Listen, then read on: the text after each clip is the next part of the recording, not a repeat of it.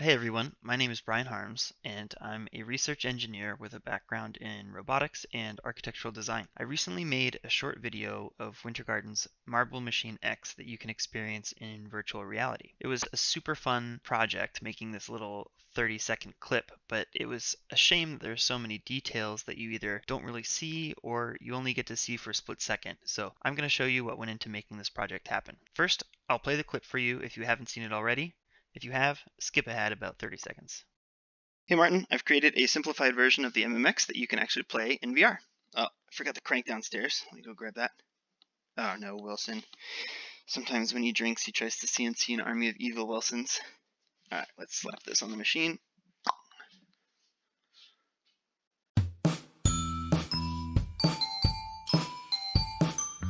There it is. I hope you liked it. What was that? Oh no. Oh, not again. Now you'll never finish this project. Oh, sick burn, evil Wilson. Now, let's take a peek behind the curtains. This all started because I had a week off during this quarantine and I was trying to find a project to work on to keep me sane. I had just finished binge watching every single Wintergarten Wednesday video, and I was bored out of my mind. I was also doing some VR stuff for my work, so I figured this would be a cool opportunity to brush up on some of my Unity skills. Originally, I was just planning on making the machine itself, but immediately after, I thought, oh man, it would be really funny if this took place in a replica of Martin's workshop, and revealing that would be kind of part of the joke. So I started by taking screenshots of certain Wintergarten videos that contained some visual clues about some of the dimensions of the workshop. I didn't plan on making things perfect or to have literally every object you see in the videos, but I wanted to selectively choose key elements and make sure that they were referenced. These are things like the backdrop, the tool wall, etc. The CNC router was great. The company that actually makes the machine sent me the CAD files. Problem was that it was super dense and a huge file, so I had to spend a fair amount of time stripping it down and rebuilding a lot of the meshes. Some of the other important touches were things like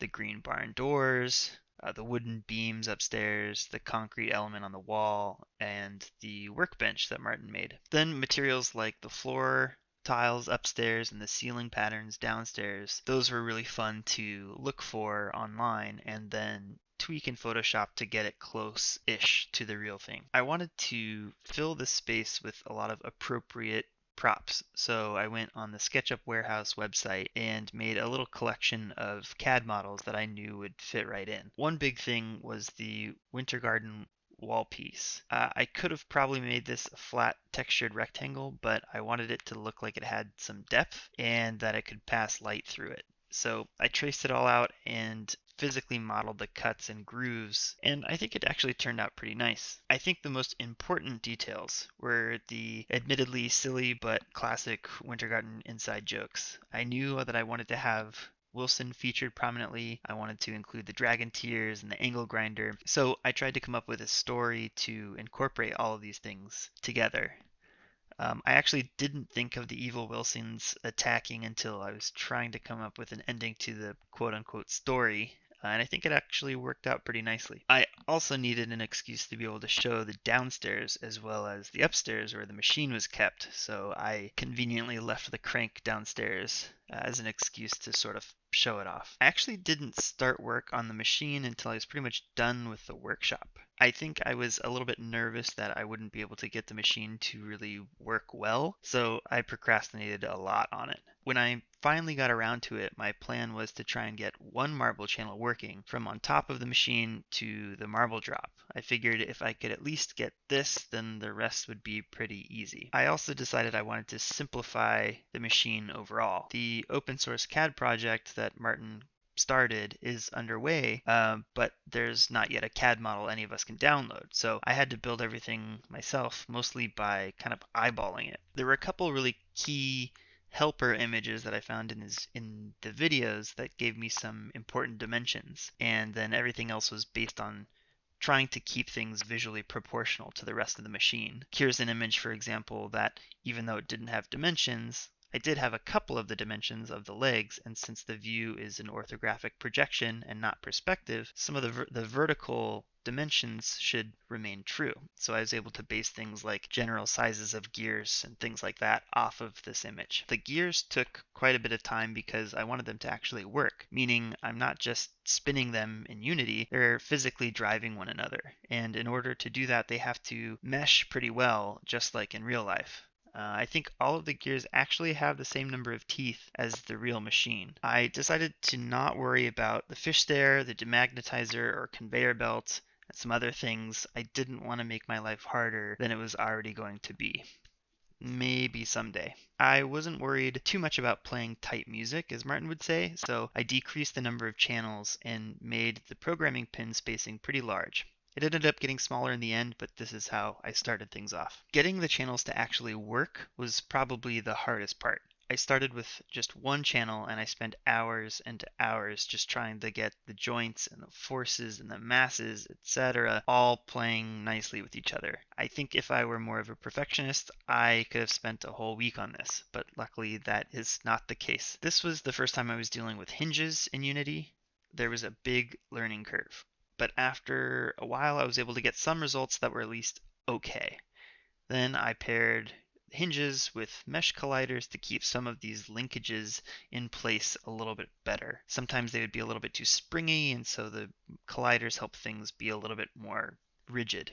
I don't think this ever got to a really perfect state, but it got to a good enough for me state. One super important thing in Unity is that when you are dealing with physical interactions, like things colliding with one another, you want to keep your colliders as simple as possible. For example, when a marble runs through a tube like this, if you use the tube itself as the collider, the mesh itself, it will really slow down the simulation. One tube might be okay with a few marbles, but when you have 20 or 30 tubes and 100 marbles or even 1,000 marbles, things bog down super quickly. My solution to this was to model a low fidelity tube made up of many rectangular boxes. To do this, I used Grasshopper, which is a plugin for Rhino 3D. Grasshopper would then take these smooth tubes and output a super simplified set of meshes I could use as colliders instead. This is night and day performance-wise. Here are a couple of other fun scripts I made for making things easier to model. One is for both the visual geometry and the physical colliders of the marble catchers. I wasn't super confident that the physics simulation in Unity would create super repeatable bounces, and it turns out that I was right, and that this was not a bad idea. Actually, I even cheated a bit more than this. If you look at the actual colliders, you can see there's a backboard and some patchwork to help funnel the marbles where they need to go. Even then, there were still plenty of marbles that missed the catchers and ended up rolling around on the ground. The marbles that did make it magically disappear when they run into this box here. It's a feature that I call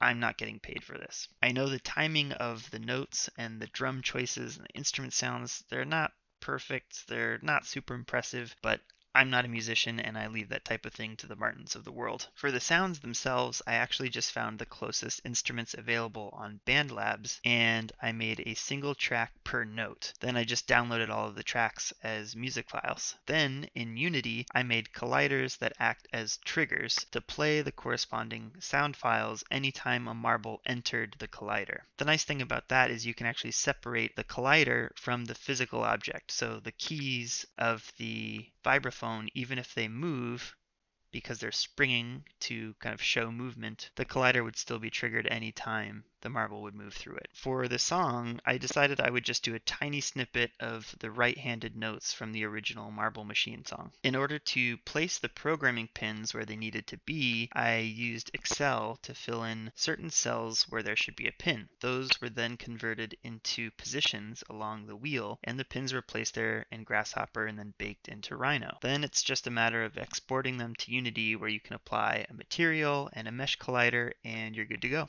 There was a ton of time spent on editing and applying materials and trying to make things generally look okay. I wouldn't say great.